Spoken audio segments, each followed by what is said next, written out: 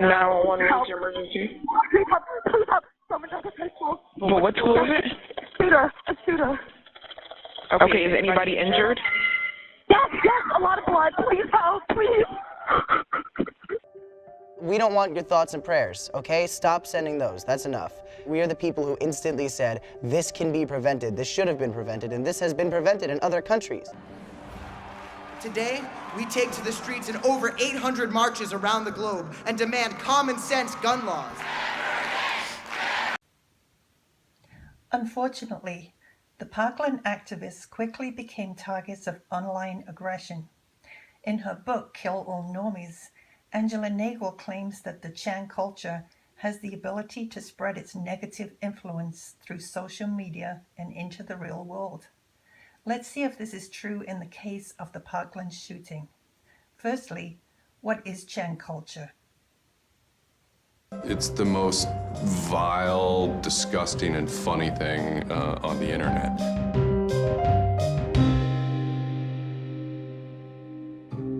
4chan was founded by Chris Mootpool when he was very young, maybe 15. In the early 2000s, he started 4chan because he was a big fan of Japanese animation. Chris Mootpool is the sweetest kid you've ever met in your life. He's small and he's got these sort of like tiny features, and he runs the most disgusting website in the world. What I think is really intriguing about a community like 4chan is just that it's this open place. As I said, it's raw, it's unfiltered, and sites like it are kind of going the way of the dinosaur right now. They're endangered because we're moving towards social networking, we're moving towards persistent identity, we're moving towards a lack of privacy, really. The B board, that's the exact opposite of Facebook. Facebook, like, you're supposed to be like who you are, and there's sort of one model, which is that like you're friends with people, right? In 4chan, you're totally anonymous nobody. And anonymous speech is, a lot of it's ugly, but not all of it is, right? It is actually sort of a place where people can be honest. One of the important things about 4chan is to have a thread that really explodes and lasts for a long time. If it doesn't, then it disappears. It's a site that's not archived. So it creates conditions for anything that grabs attention at some level. And so humor and grotesqueness as a result are quite good for that. I'd rather just be referred to as anonymous, I guess, in any interviews, because I have some docs out on me. 4chan's just where I went to. I grew up on it, and I lived there. That's just what I did for fun. It takes a thick skin to enjoy it. But, as long as you're not offended, you'll occasionally come into something really cool or really creative on 4chan. I think the most interesting thing about it is how you can watch memes evolve. You'll see something posted one day, and then a week later, it's got 50,000 derivatives of it. A meme is basically just an idea. It's kind of like a gene, but in the realm of the idea. A lot of the great internet memes that we all know and love, lolcats, right? Little cats doing funny things, and then they have, Icon has cheeseburger, right? All that stuff seems to start in this like petri dish that is 4chan B-board.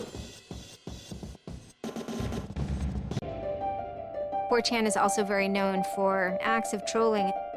Trolling is a fucking art. Trolling is getting the person you're talking to get as pissed off as they possibly can, and for no reason except for your own enjoyment. Maybe you're trying to illustrate a point, but it's mostly for your own enjoyment. For them, it's funny that like people think the internet is serious business. And if people think the internet is serious business, it's a troll's job to make their life terrible. In 2013, Infinity Chan was launched as a more freewheeling alternative to 4chan. Fast forwarding to 2018, the Washington Post reported that 47 minutes after news broke of a high school shooting in Parkland, Florida, the posters on an Infinity Chan board had devised a plan to bend the public narrative to their own designs. The voices from this dark corner of the internet quickly coalesced around a plan of attack. use details gleaned from news reports and other sources to push false information about one of America's deadliest school shootings.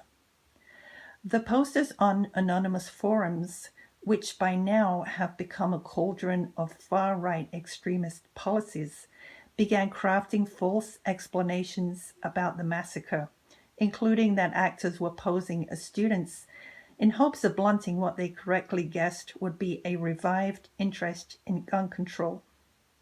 The success of this effort would soon illustrate how lies that thrive on deceptive online platforms increasingly shape public understanding of major events. As much of the nation mourned, the story concocted on anonymous chat rooms soon burst in rhizomic fashion onto YouTube, Twitter, and Facebook, where the theories surged in popularity, driven by an anonymous force.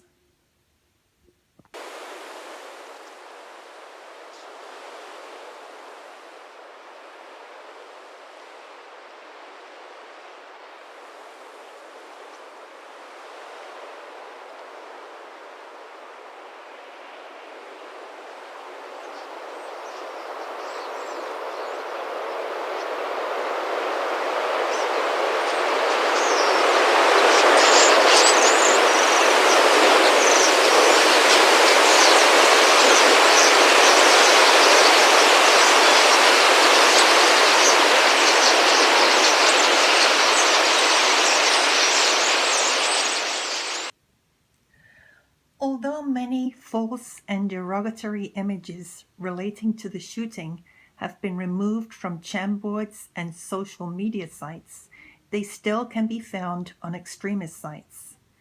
In some instances, the mainstream media directly addressed false internet images. Talk about fake news! That's Parkland shooting survivor Emma Gonzalez seemingly ripping up the U.S. Constitution.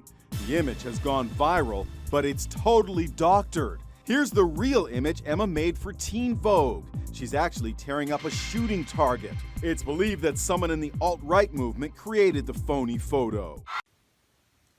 One of the Infinity Chan posters advised his fellow Anons, "If the Parkland movement falls out of focus, let it burn out.